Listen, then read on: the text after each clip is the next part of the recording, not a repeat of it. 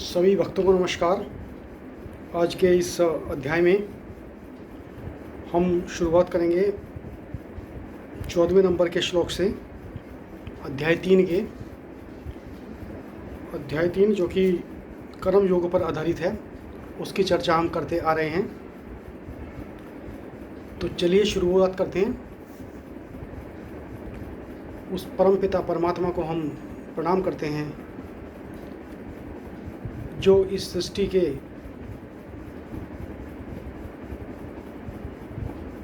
पालनकर्ता, सृजनकर्ता और संहार करता है। उन सभी गुरुओं और ऋषियों, महर्षियों को हम प्रणाम करते हैं जिन्होंने हमें भारतीय ज्ञान परंपरा और भारतीय ज्ञान विज्ञान को आगे बढ़ाने में काफ़ी महत्वपूर्ण योगदान दिया। मंगलम भगवान विष्णु मंगलम गरुड़ध्वज मंगलम पुंडरीकाक्ष मंगलाय तनुहरि सर्वमंगल मांगल्ये शिवे सर्वार्थ साधिके शरणे त्र्यंबके गौरी नारायणी नमस्तुते।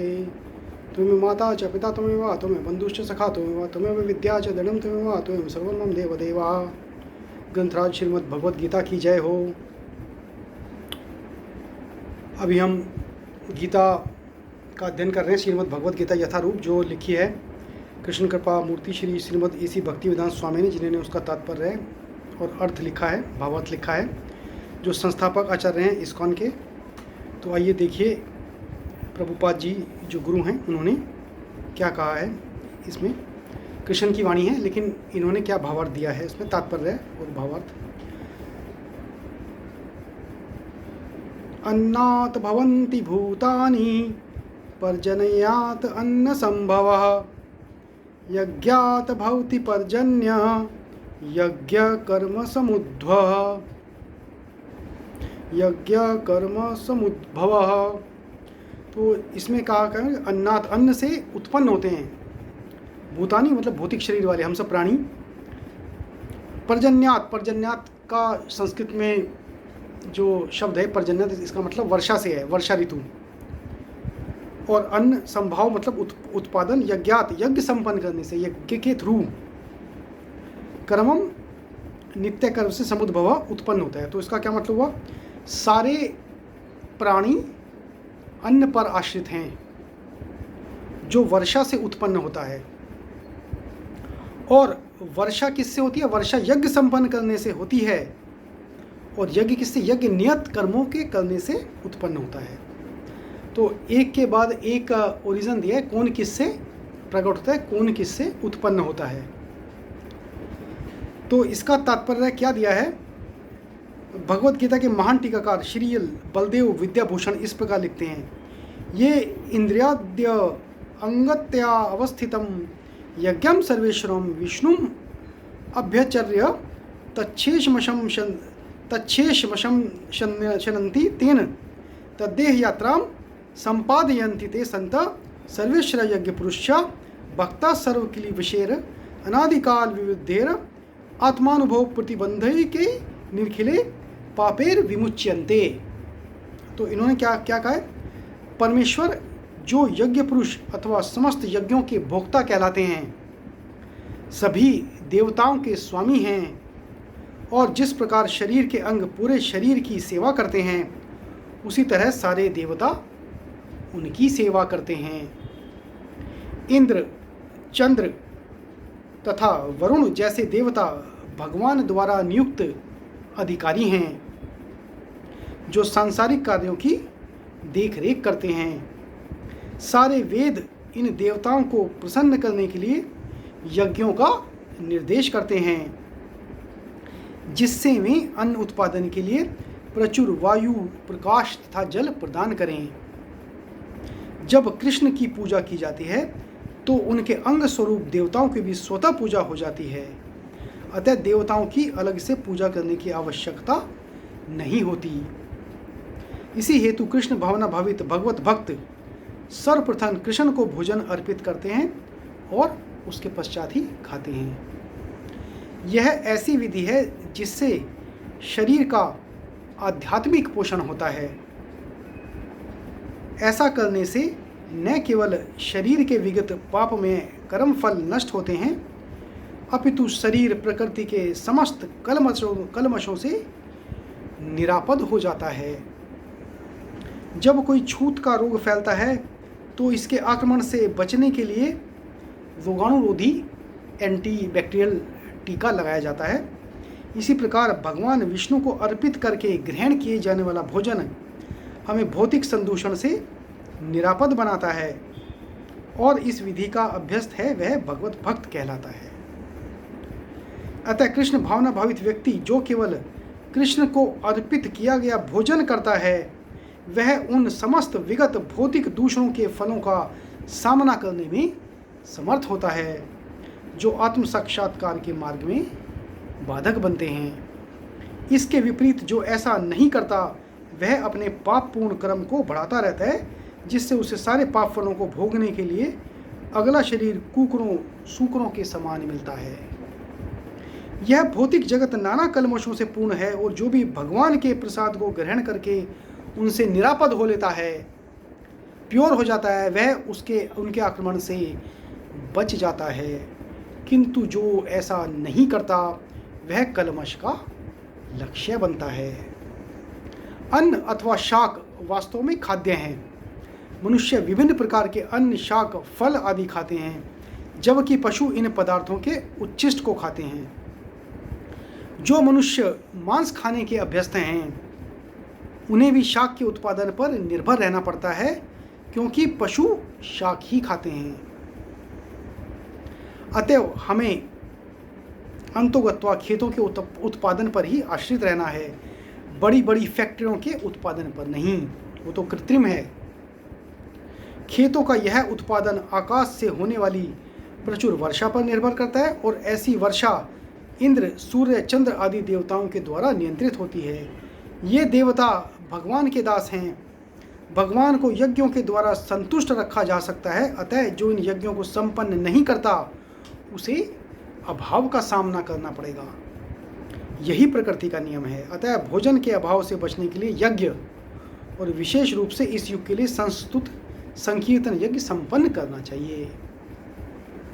कर्म ब्रह्मोद्भवम विद्धि ब्रह्माक्षर समुद्भवम तस्मात् सर्वगतम ब्रह्मा नित्यम यज्ञ प्रतिष्ठितम। तो इसमें काव्य ब्रह्म मतलब वेदों से उद्भवन उत्पन्न, विद्धि जानो, ब्रह्म वेद अक्षर पर ब्रह्म से समुद्भवन साक्षात प्रकट हुआ, सर्वगतम मतलब सर्वव्यापी और नित्यम शाश्वत रूप से एटर्नल यज्ञ प्रतिष्ठितम यज्ञ में स्थित है जो। तो इसका मतलब क्या हुआ, वेदों में नियमित कर्मों का विधान है और ये वेद साक्षात श्री भगवान परब्रह्म से प्रकट हुए हैं। फलतः सर्वव्यापी ब्रह्म यज्ञ कर्मों में सदा स्थित रहता है। तो अभी जो कहा गया है कि जो ब्रह्म है वो यज्ञ कर्मों में तो रहेगा ही, तो यज्ञ कर्मों में भी वेद में नियमित कर्मों का विधान दिया गया है। तो इस श्लोक में यज्ञार्थ कर्म अर्थात कृष्ण को प्रसन्न करने के लिए कर्म की आवश्यकता को भली भांति विवेचित किया गया है। यदि हमें यज्ञ पुरुष विष्णु के परितोष के लिए कर्म करना है तो हमें ब्रह्म या दिव्य वेदों से कर्म की दिशा प्राप्त करनी होगी। अतः सारे वेद कर्मादेशों की संहिताएं हैं। वेदों के निर्देश के बिना किया गया कोई भी कर्म विकर्म या अवैध अथवा पाप पूर्ण कर्म कहलाता है। अतः कर्म फल से बचने के लिए सदैव वेदों से निर्देश प्राप्त करना चाहिए। जिस प्रकार सामान्य जीवन में राज्य के निर्देश के अंतर्गत कार्य करना होता है, उसी प्रकार भगवान के परम राज्य के निर्देशन में कार्य करना चाहिए। वेदों में ऐसे निर्देश भगवान के श्वास से प्रत्यक्ष प्रकट होते हैं। कहा गया है, अस्य महतो भूतस्य निश्वस्थितम एतद यद ऋग्वेदो यजुर्वेद सामवेदो अथर्वांगिरस। चारों वेद ऋग्वेद, यजुर्वेद, सामवेद और अथर्ववेद भगवान के श्वास से उद्भूत हैं, मतलब भगवान के सांस से निकले हैं। और ये कहाँ गया, ये बृहदारण्यक उपनिषद है जिसके चौथे अध्याय के 5वें श्लोक के 5वें सूक्त के 11वें श्लोक में बताया गया है। तो ब्रह्म संहिता से प्रमाणित होता है कि सर्वशक्तिमान होने के कारण भगवान अपने श्वास के द्वारा बोल सकते हैं, अपनी प्रत्येक इंद्रिय के द्वारा अन्य समस्त इंद्रियों के कार्य संपन्न कर सकते हैं दूसरे शब्दों में भगवान अपनी निश्वास के द्वारा बोल सकते हैं और वो नेत्रों से गर्भाधान कर सकते हैं। वस्तुतः यह कहा जाता है कि उन्हें प्रकृति पर दृष्टिपात किया और समस्त जीवों को गर्भस्थ किया। तो इन्हें ये कहा गया कि जैसे हमें बोलने के लिए हम नाक से बोल नहीं सकते, नाक से खा नहीं सकते, मुंह से खाना पड़ता है, मुंह से सुन नहीं सकते, कान दिए हुए हैं, लेकिन भगवान के साथ ऐसा नहीं है। भगवान अपने शरीर के किसी भी भाग से सुन सकते हैं, सूंघ सकते हैं, खा सकते हैं, देख सकते हैं और बोल सकते हैं। और कहा गया है कि गर्भ भी कर सकते हैं। कोई ने प्रकृति पर अपना दृष्टिपात किया और समस्त जीवों को गर्भस्थ किया, ये भी यहाँ पे इन्होंने कहा है। तो भगवान किसी इंद्रियों के अधीन नहीं है, इंद्रियां भगवान के अधीन है। भगवान किसी भी इंद्री से अपने, यदि वो मनुष्य रूप में है, कुछ भी कार्य करने में समर्थ हैं। वस्तुतः यह इस तरह प्रकृति के गर्भ में बद्ध जीवों मतलब बाउंडेड मोर्टल बीइंग, मतलब हम जैसे लोग जो बने हुए हैं प्रकृति से, माया से, बद्ध जीवों को प्रविष्ट करने के पश्चात उन्हें वैदिक ज्ञान के रूप में आदेश दिया जिससे मैं भगवत धाम वापस जा सके। तो बद्ध युग तो बना दिए, लेकिन एक वैदिक ज्ञान भी दिया जिसको भाई इससे बद्ध से मुक्त होना है, अबद्ध होना है, उसके लिए भी तरीका बता दिया।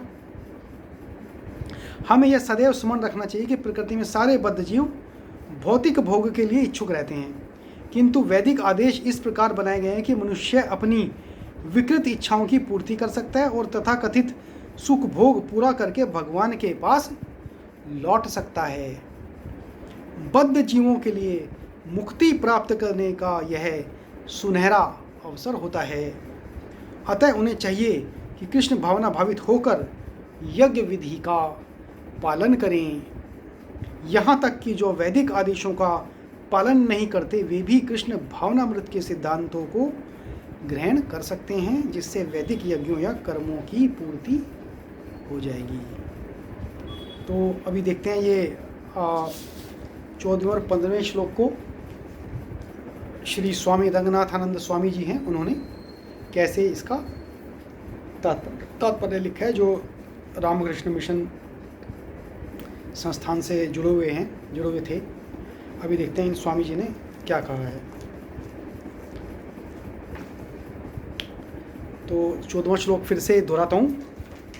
अन्नाद भवन्ति भूतानि पर्जन्यात अन्न संभवः यज्ञात भवति पर्जन्यो यज्ञ कर्म समुद्भवः। भोजन से प्राणियों का उद्भव है, वर्षा से भोजन का उत्पादन होता है। तो हम प्राणी किस पे आधारित हैं? भोजन पे, और भोजन आधारित है वर्षा पे। हम बारिश का वेट करें, विंटर और मानसून सीजन का वेट करते हैं, और पूरे भारत की जो कृषि आधारित और भी जो देश हैं वो तो वर्षा पर ही निर्भर रहते हैं। और वर्षा किससे होती है? यज्ञ से। तो भैया ना, एक वर्षा वृष्टि के लिए यज्ञ करते हैं कुछ लोग, तो यज्ञ से वृष्टि का उत्पन्न होता है और यज्ञ कर्म अथवा कार्य से होता है। तो यह एक घटनाक्रम है, एक साइकिल है। भोजन से हम सब आते हैं, सभी प्राणी भोजन से आते हैं। अन्नाद भवन्ति भूतानि, भोजन कैसे मिलता है? वर्षा से। जैसे ही वर्षा नहीं होती, खाद्य उत्पादन की कमी हो जाती है, हर एक चीज़ कितनी महंगी हो जाती है। हम वर्षा के लिए तरसते हैं। किसान के लिए तो एक भगवान स्वरूप है वर्षा। जब आप वातावरण के प्रति यज्ञ की भावना का पालन करते हैं तब वर्षा भी समय पर होती है, अन्यथा अपने वातावरण को बिगाड़कर आप वर्षा तंत्र बिगाड़ देते हैं। वेदों का अनुष्ठानिक कर्मकांड भाग गीता में त्याग और सेवा का एक नीतिगत भाव बन जाता है। फिर यज्ञ कर्म का उत्पादन है। यज्ञ का अर्थ है अपने आसपास के लोगों और स्वयं के कल्याणार्थ किया गया कार्य। तो यज्ञ का पर्पस क्या होता था कि भाई अपने कल्याण के लिए और दूसरे विश्व के कल्याण के लिए और समस्त सृष्टि के कल्याण के लिए प्रार्थना करते हैं देवों से। यज्ञ एक कार्य है, अतः आप पाते हैं तो यज्ञ एक सेल्फलेस और सेल्फिशलेस सर्विस है। अतः आप पाते हैं अन्न, पर्जन्य मतलब वर्षा, यज्ञ और अब कर्म, ये चार वस्तुएं, फिर श्रृंखला आगे चलती है। तो कर्म ब्रह्मोद्भवम विद्धि ब्रह्माक्षर समुद्भवम तस्मात् सर्वगतम ब्रह्म नित्यम यज्ञ प्रतिष्ठितम। तो जानो कि कर्म वेदों से उत्पन्न हुए हैं। अब जो कर्म तक आए थे ना पिछली बार में, भोजन वर्षा यज्ञ कर्म, और कर्म वेद, कर्म वेदों से उत्पन्न हुए हैं और वेद अविनाशी से, वेद तो भगवान मतलब जिसका कोई विनाश नहीं कर सकता। अतः सर्वव्याप्त वेद सदैव यज्ञ में केंद्रित हैं। तो अब ये उल्टा जाएं तो अविनाशी से वेद और वेद से कर्म, कर्म से यज्ञ, तो वेद यज्ञ में ही है। कर्म ब्रह्म से उत्पन्न हुआ जानो, यहाँ ब्रह्म से तात्पर्य वेदों से है। वेद अधिकांशतः ब्रह्म द्वारा संदर्भित हैं। वेदों में कर्म की व्याख्या है, कर्म कैसे करने चाहिए, कब करने चाहिए, किस प्रकार करने चाहिए, सब वेद बताते हैं। वहीं आपको यह शिक्षा मिलती है। वेद, और वेद किसने, जो वेदों में क्या डिफाइन किया हुआ है, एक अत्रि ऋषि को समर्पित है एक चैप्टर दूसरे ऋषि को, तो सब ऋषियों को समर्पित है, सब देवताओं को समर्पित है। इंद्र, अग्नि, वरुण, वायु, इन सब देवताओं को समर्पित करके यज्ञ में श्लोक हैं। और उसी प्रकार उन ऋषियों ने, अब ऋषियों के बारे में बहुत, ऋषियों ने जिन्होंने इन कर्मों को करने का ज्ञान दिया, उनके बारे में भी है। तो ब्रह्म अक्षर समुद्भवम, वेद कहाँ से आए? स्वयं अविनाशी सत्ता से, अविनाशी ब्रह्म से सत्यों की एक श्रृंखला के रूप में बृहद ब्रह्मांड, मानव जीवन और उसकी परिणति को लेकर वेद उत्पन्न हुए हैं। तो इसलिए यह सर्वव्याप्त ब्रह्म यज्ञ में सदैव प्रतिष्ठित होता है। यज्ञ प्रतिष्ठितम, ये श्लोक का मतलब है। जब भी आप कोई समर्पित कार्य करते हैं, आप अनंत ब्रह्म की अभिव्यक्ति कर रहे होते हैं। तो यदि आप कोई समर्पित भाव से कोई कार्य करें तो आप ऑटोमेटिकली ब्रह्म की पूजा कर ही रहे हैं। यह उस अनश्वर वास्तविकता की, इसलिए स्वामी विवेकानंद ने कहा है कि जो विवेकानंद साहित्य में खंड 4 पृष्ठ 265 में, भारत के राष्ट्रीय आदर्श हैं त्याग और सेवा, आप इनकी धाराओं में तीव्रता उत्पन्न कीजिए और शेष सब अपने आप ठीक हो जाएगा। तो कैसी प्रशंसनीय शिक्षा है। समस्त नीतिगत जीवन केवल 2 सिद्धांतों में समाहित है, त्याग और सेवा। त्याग किसका? त्याग किसका? इस आत्म केंद्रित अहम या सो का, उसी का त्याग चाहिए। तो अपना सेल्फनेस का, सेल्फिश जो नेचर है उसका त्याग करना है। वृत्तर स्व व्यक्त होना चाहिए, स्व मैं कौन हूँ उसे पहचानूं, और समाज के लिए, देश के लिए और इस प्रकृति के लिए हम क्या बेहतर कर सकते हैं उसको जानूं। तब प्रत्येक कर्म सेवा बन जाता है। तो इसको, भावना को लेके जब हम कोई भी कर्म करते हैं वो सेवा बन जाता है। इसलिए पहले त्याग का मूल्य है, बाद में सेवा का मूल्य आता है। तो पहले तो सैक्रिफाइस करना पड़ता है, त्याग, और त्याग के बाद सेवा। आप किसी न किसी प्रकार का त्याग किए बिना सेवा नहीं कर सकते। तो त्याग, अभी किसी गुरु की सेवा करनी है तो त्याग करना पड़ेगा, अपनी नींद का त्याग करना पड़ेगा, अपने आराम का त्याग करना पड़ेगा, अपनी इच्छाओं का त्याग करना पड़ेगा। भाई मैं यहाँ खाना, लेकिन गुरु की जो प्रसाद मिलेगा तो मैं अपना पाव भाजी छोड़ के गुरु का जो प्रसाद मिलेगा वो खाऊंगा। तो कहीं जो कर्म करते हो उसके लिए त्याग की तो पहले एक प्री कंडीशन है, प्री रिक्विजिट। यदि मैं किसी की सहायता करना चाहता हूँ तो उसी सीमा तक मुझे अपने स्वयं का हित छोड़ना पड़ेगा। तो अपने, यदि हम जब भी हम अपने बारे में सोचते कुछ हैं तो तभी हमारी त्याग की भावना जीरो हो गई। तो त्याग की भावना तभी फलीभूत होती है जब हम दूसरों की सेवा करने के भाव से कोई कार्य करते हैं। इसलिए जो यज्ञ सब होते थे, यज्ञ क्या होते थे, काफ़ी यजमान बैठते थे, फिर हर एक ऋग्वेद, सामवेद, अथर्ववेद और यजुर्वेद के जो रिप्रेजेंटेटिव होते थे वो बैठते थे, यजमान बैठता था। उसके बाद देवताओं का आह्वान, तो देवता अपने लिए नहीं मांगता था, या जो यजमान होता था वो पूरी राज्य के लिए, या जो राजा होता था वो पूरे समाज के लिए मांगता था। तो वेदों में जो कर्म बताए गए हैं वो सबके हित के लिए बताए गए हैं, बहुजन हिताय। तो इसलिए यज्ञ की इस धारणा के पीछे त्याग और सेवा से ही तात्पर्य है। और विवेकानंद जी ने भी कहा था कि त्याग और सेवा भारत की कण कण, भारत की मिट्टी में ऑलरेडी जुड़े हैं, वहाँ पर आपको मिल जाएंगे। और अभी हम क्या करें, त्याग और सेवा दोनों ही भूलते जा रहे हैं। तो हमें we have to reclaim again this sacrifice and service, sacrifice with service. तो इस त्याग और कर्म की जो भावना है, त्याग और सेवा, ये भारत की बहुत अनमोल देन है, ऋषियों की अनमोल देन है, और हमें इसे दोबारा हासिल करना पड़ेगा यदि भारत को विश्व गुरु बनना है। और विश्व गुरु की तो बात अलग है, विश्व कल्याण के लिए सबका साथी बनना है। इस प्रकार वेदों का कर्म कांड का विचार उच्च नीतिगत सिद्धांत में मनुष्यों का समाज के अन्य मनुष्यों के साथ और मनुष्य का बाह्य प्रकृति के साथ एकीकरण करते हुए रूपांतरित हो जाता है। तो कहा गया कि समाज के अन्य मनुष्य, not only with your family but other families in the district, other families in the state, other families in the country, other families in the world. तो सभी मनुष्यों के साथ को जोड़ते हुए, और हमारे मोहल्ले को नहीं, हमारे देश को नहीं, पूरे संसार की प्रकृति के साथ हमें एक होना है। तो यानी कि अपना कचरा उठाया किसी कंट्री ने दूसरे कंट्री में डाल दिया, हमारे को एनवायरनमेंट साफ रहे, दूसरे का रहे, तो प्रकृति के साथ एकीकरण नहीं हुआ, वो प्रकृति के साथ खिलवाड़ हुआ। इसलिए श्री कृष्ण हमें यहाँ बताते हैं कि यह असीम और अविनाशी ब्रह्म की सत्ता यज्ञ के प्रत्येक कार्य में व्यक्त होती है जो हम करते हैं।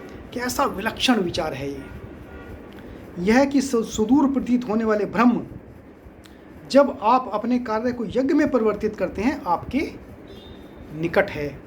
विभिन्न प्राणी प्रजातियां, वनस्पतियों की जाति और मनुष्य जाति की सुरक्षा हम इन सभी के लिए उत्तरदायी हैं, केवल इसलिए कि हमारे अंदर उन सबको नष्ट करने की अथवा उन सबको सुरक्षा देने और उन्हें पुष्ट करने की बौद्धिक शक्ति है। तो जो अब सुरक्षा कौन दे सकता है? जो शक्तिशाली है। तो मनुष्य तो अभी सर्वशक्तिशाली भगवान ने बनाया हमें, तो प्रकृति का दोहन तो हम ना करें, दोहन भी करें तो उससे सुरक्षा भी तो दें। तो समा शोभती उस भुजंग को जिसके पास गरल हो, उसको क्या जो विषहीन विनीत सरल हो। तो जिसके पास शक्ति है उसको ही तो क्षमा करने की और उसको ही तो शक्ति सुरक्षा देने की ताकत भगवान ने दी है ना। तो यदि मनुष्य इस उत्तरदायित्व का निर्वाह अपने कार्य को यज्ञ में परिणित करके नहीं करता तो वह सभी को नष्ट करेगा और स्वयं को भी।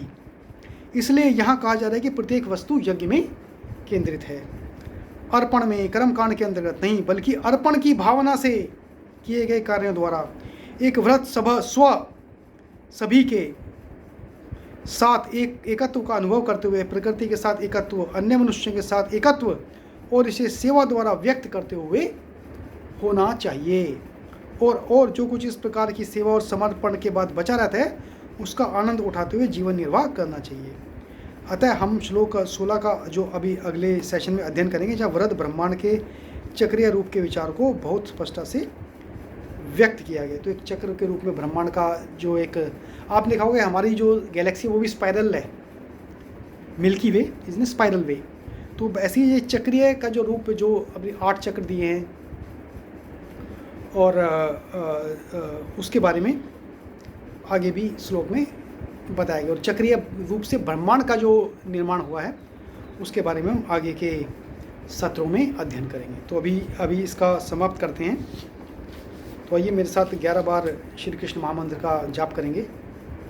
हरे कृष्णा कृष्ण कृष्णा हरे हरे, हरे राम राम राम हरे हरे, हरे कृष्णा कृष्ण कृष्णा हरे हरे, हरे राम राम राम हरे हरे, हरे कृष्णा कृष्ण कृष्णा हरे हरे, हरे राम राम राम हरे हरे, हरे कृष्णा कृष्ण कृष्णा हरे हरे, हरे राम राम राम हरे हरे, हरे कृष्णा कृष्ण कृष्णा हरे हरे, हरे राम राम राम हरे हरे, हरे कृष्णा कृष्ण कृष्णा हरे हरे, हरे राम राम राम हरे हरे, हरे कृष्णा कृष्ण कृष्णा हरे हरे, हरे राम राम राम हरे हरे, हरे कृष्णा कृष्ण कृष्णा हरे हरे, हरे राम राम राम हरे हरे, हरे कृष्णा कृष्ण कृष्णा हरे हरे, हरे राम राम राम हरे हरे, हरे कृष्णा कृष्ण कृष्णा